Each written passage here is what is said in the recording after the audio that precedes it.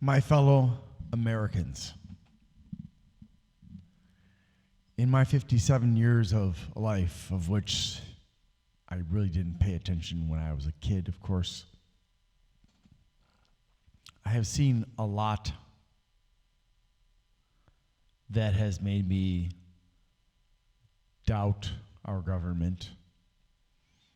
A lot of very, very bad criminal behavior, not from isolated individuals, but from large numbers of individuals and entire branches of the government.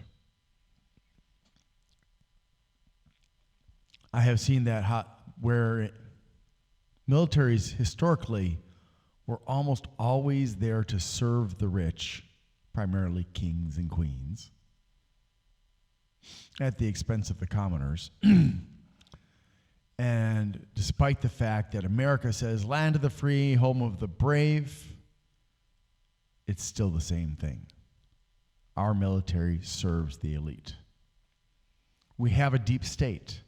It's also called the elite. It's also called the Illuminati. It's also called other names. It is not all rich people, but it is many of the most powerful and wealthiest of them because they don't know when to say, I've got enough. It's a sickness. It's called, I don't even know what the name for that one is called. They are power and money seekers. Money seekers are called megalomaniacs, and they are compulsive in their desire for more and more and more power, and anything that will help them to get that power, which is primarily wealth. And so they will collect massive amounts of money that they don't need because it helps them to be more powerful and more influential. You and I call and try to talk to the president. We will never get to talk to the president. These people have a direct line to the president. They control the president. In my lifetime, I have watched as things have gone up and down as they normally do. But in the past decade or so, I have seen a trend. And in all honesty, if I look back even further than that, it started earlier than that. But it's gotten to the point where I firmly believe that our nation is under threat of becoming a fascist dictatorship. Now, for those of you who don't know what that means, it can include things like unlawful incarceration or just disappearing forever, being thrown in a deep black hole like Guantanamo Bay. You can imagine that your family would be persecuted, maybe even imprisoned as well, or murdered. Just look at the histories of people like Stalin, Pol Pot, Mao Zedong, Hitler, and many more. Look at the current histories of Kazakhstan, of North Korea, and other countries, China, Korea, Russia. And you can see, although with Kazakhstan it's a little bit more difficult to see because they try to remain low visibility.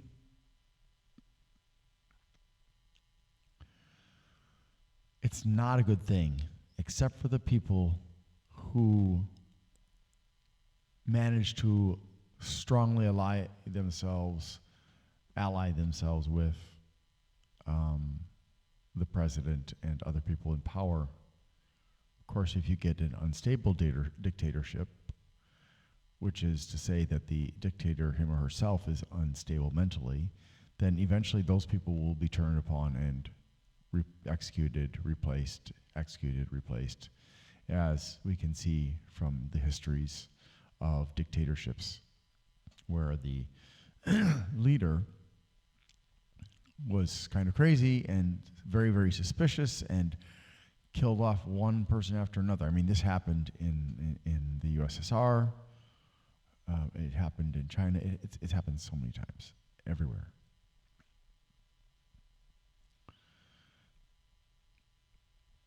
So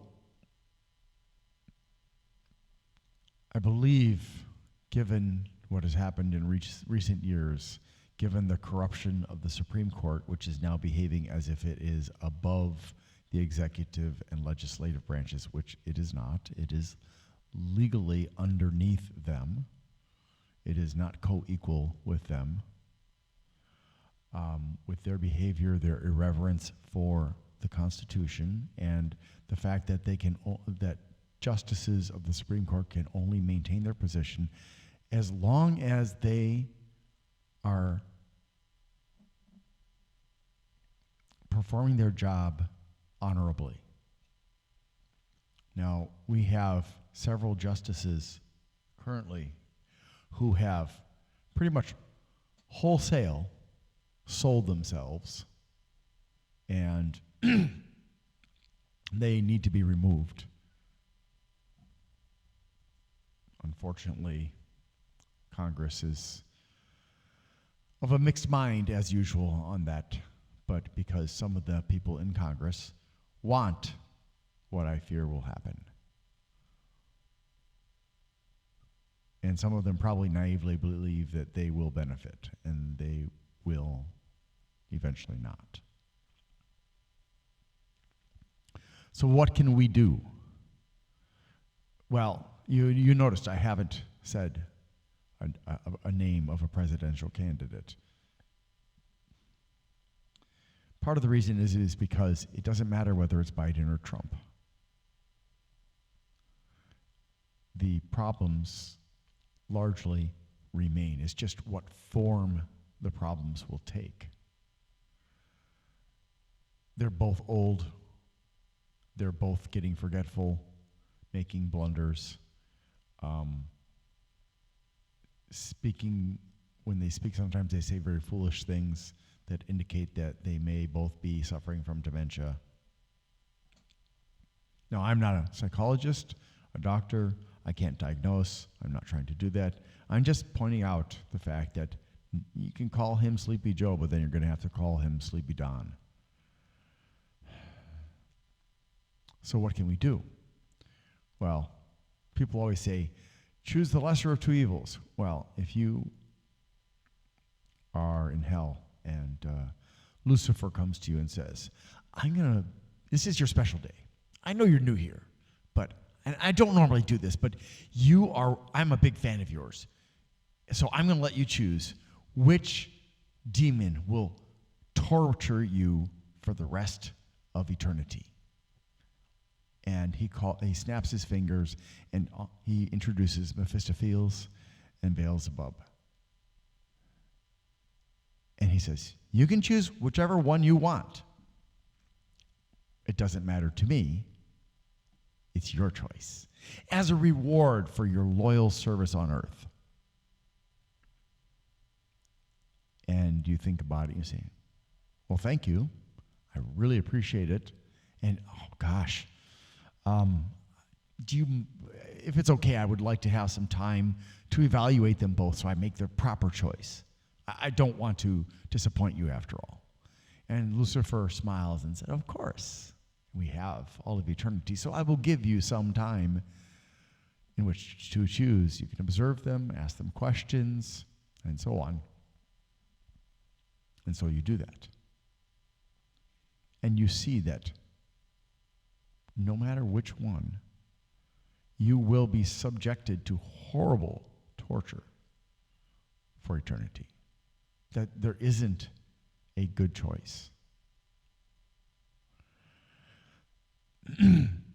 So you think, right now, you're thinking to yourself, well, what am I supposed to do?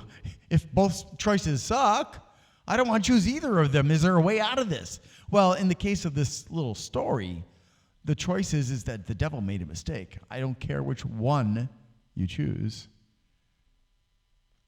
So technically, you could find someone else in hell, a demon or a human soul, to be your torturer and hope that would work out better. And the demon, and Lucifer could try to argue with you and stuff, and ultimately Lucifer could say, well, it is my place, so I said one and I meant this one or this one. You can't have any other choices, and then you're kind of stuck. But the point is that there are other options. In most situations in life, despite all of the efforts of the authorities to make us think there is only a couple of choices, there are almost always many choices. Some of them suck, but they're there. We may ignore them because they suck, but that doesn't mean those choices don't exist. It just means that they are not desirable choices.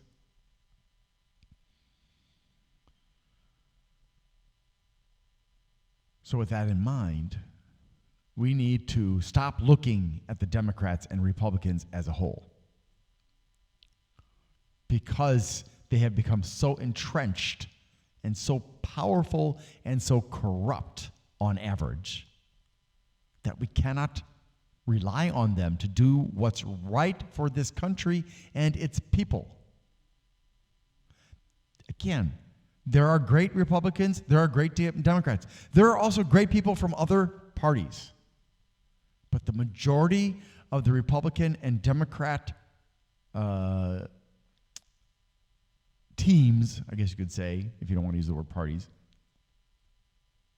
are irretrievably corrupted and in the pockets of industrial organizations and trade groups and even foreign governments.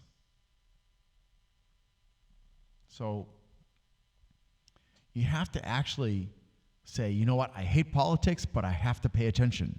Because that's the only way democracy works, is when we pay attention, when we watch who votes for what, and what reasons they might possibly give. And if they try to hide that they voted for something, we have to say, no, there is no secret voting. Because secret voting leads to conspiracies of the worst kind. Every vote must be made public so we can always see who. Now, as you saw, when Biden won the election in 2020, Trump tried to instigate a rebellion on January 6th, which failed, as it should, because there is no constitutional right that says you can stage a rebellion and nothing's going to happen as a consequence. So, rebellions are not going to work, especially because the military will just step in and crush it. Now, many years ago, Prescott Bush, the father of George Bush and the grandfather of George Bush, and his Confederates were conspiring to turn America into a fascist state. Now, remember, these are Republicans. That doesn't necessarily have any bearing, but they are Republicans, or were. And they went to a Major General Butler and offered him the position of the dictator. And he reported them to the government. Nothing happened to those people. They were convinced not to do it, but nothing happened to them. They were not punished. They were not tried and convicted. It was all swept under the rug quite neatly.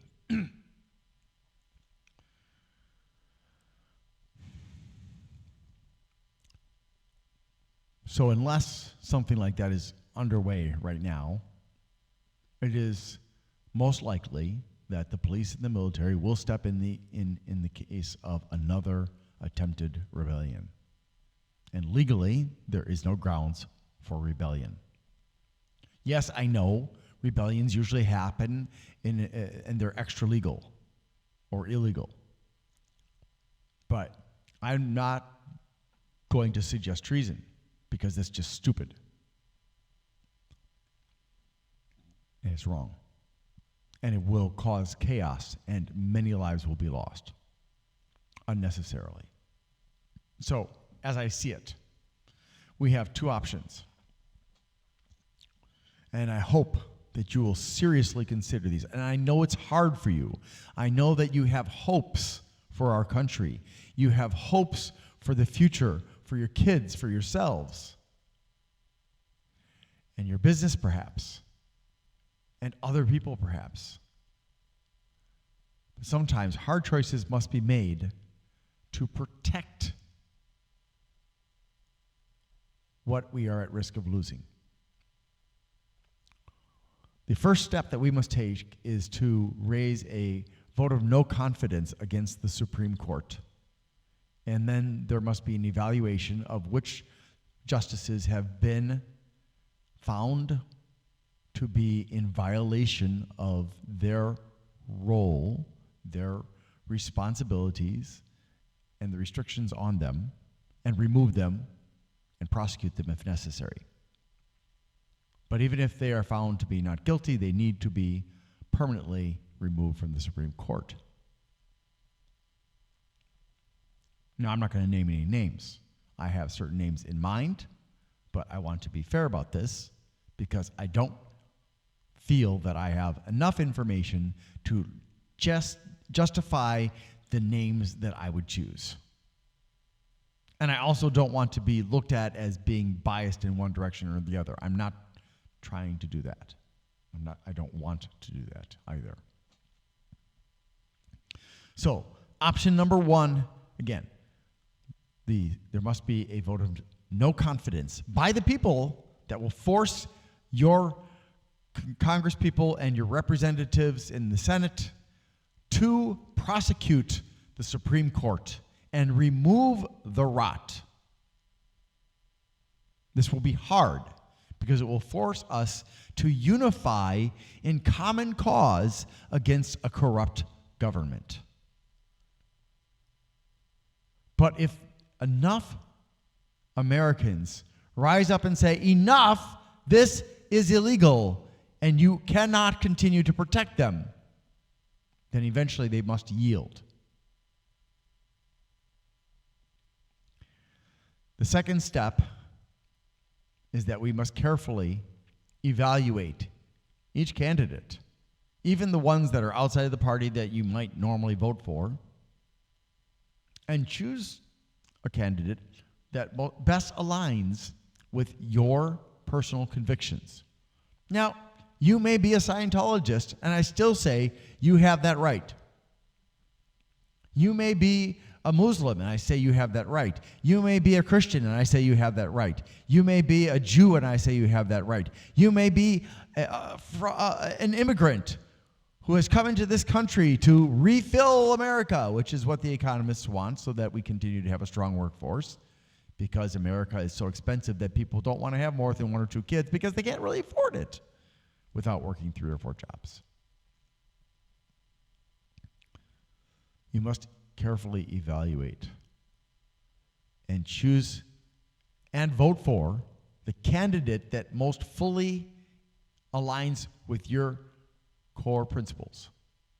Now, if enough people vote for candidate A because they have voted in truth with their core principles, then that person should be the president, even if the rest of us don't like it. But that president should not be given the power to usurp control of this country like Hitler did, like Stalin did, like Mao did, like Pol Pot did, like Xi Jinping did, and so on.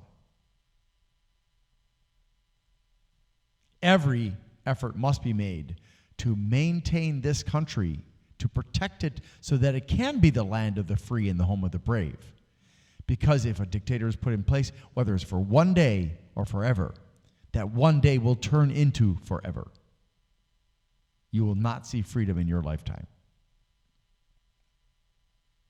So that's the first option. That's the harder option. Because that means we actually have to be active in governance of this country, which is what the founding fathers wanted. They wanted us to be vigilant against foreign and domestic traitors and invaders, foreign and domestic. And that means that we must always be vigilant, watching for people within the government, within the media, and within other sources like industry, like chambers of commerce, and lobbying groups, and research groups that are actually working to undermine our democracy, and so on. And this is the one solution that has the best chance of working long term. You see, the elites have worked for a very long time to water down our educational system so that we do not learn enough about analytical and critical thinking, about logic, about separating our emotional responses from discovering the truth, setting aside our biases and our filters to discover the truth. They have worked very hard to make us compliant sheeple. Bah. Yes, sheeple. They have worked very, very, very hard to make it so that they always have a large supply of fresh meat for the military machine and for their companies. And if this country collapses, they don't care. They will simply do what the Rothschilds and the rich have always done for many generations, and that is move to another country where they have already established themselves, already have land, already have bank accounts, already have businesses. It doesn't matter to them in the end. They are prepared for that eventuality.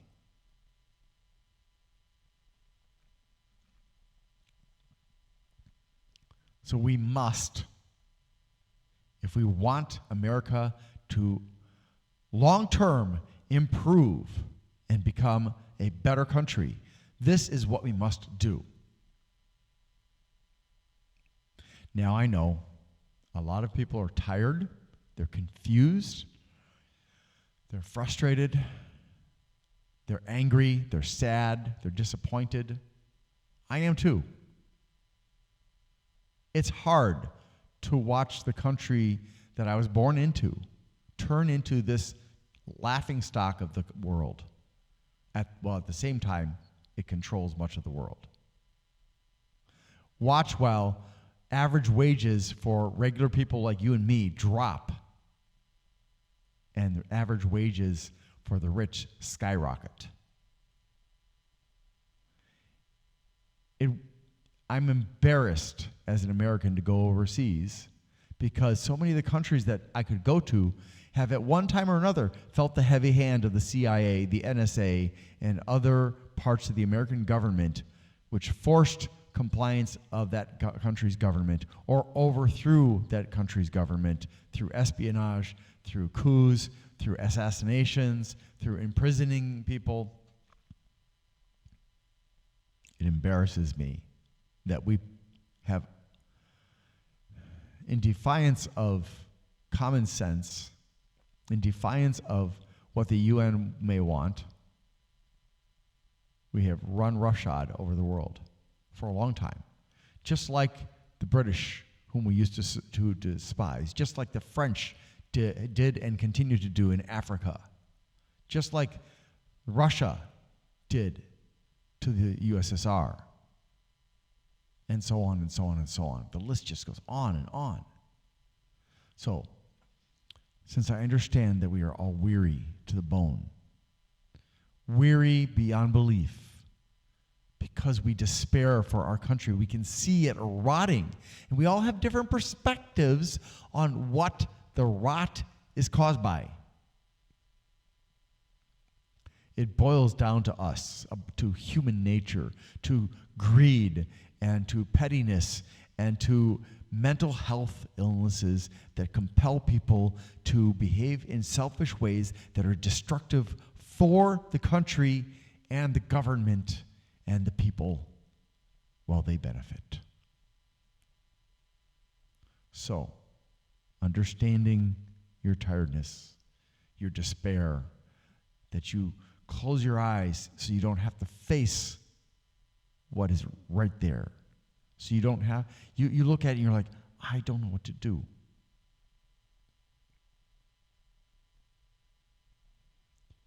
You cry, you get angry, you don't know what to do. I feel that. People kill themselves over that. Killing yourself is not the solution.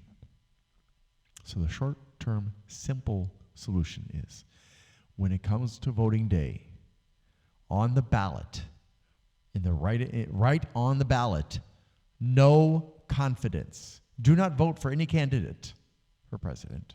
Write no confidence.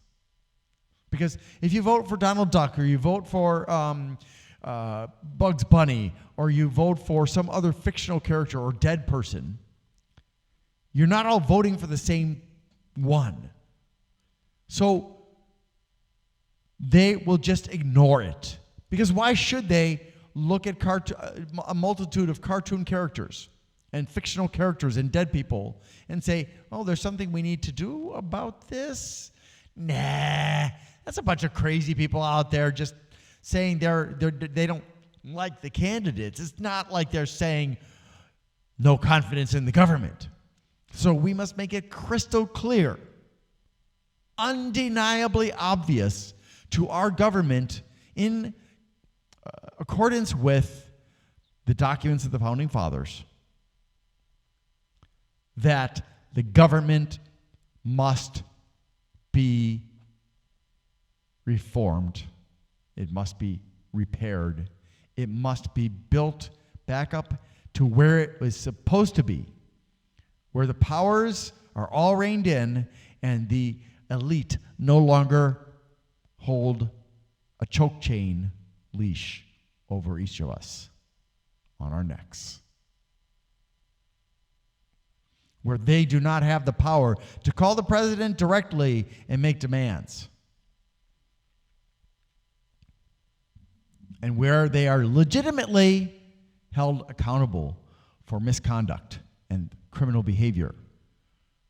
Whereas right now, they're in bed. The government is in bed with so many organizations like Google and Microsoft and Facebook and Amazon, that these companies are committing crimes on a regular basis. And all that happens is they get dragged in front of a congressional committee, which is not the same as a court. And the CEO says, I'm sorry, it's my fault. I made a mistake. I'll fix it. And they get a slap on the wrist. Oh, $100,000 fine, $10 million fine. Oh, big deal. These are billion-dollar-plus companies. So $10 million, $100 million doesn't mean anything to them. They have walked away and made the public believe that Congress said they're okay, so they're okay. And then they just continue to do it. They lie and lie and lie. Just like the tobacco industry lied to Americans and the world for many decades before a whistleblower came forward and was brave enough to do so. Sadly, government whistleblowers are turned into criminals, and the public is turned against them when they were helping the public. I'm not going to go down that road. That's a whole nother topic. So please, when you go to the voting booth, or you send in your absentee ballot, write no confidence or no confidence in the government. Everybody do that.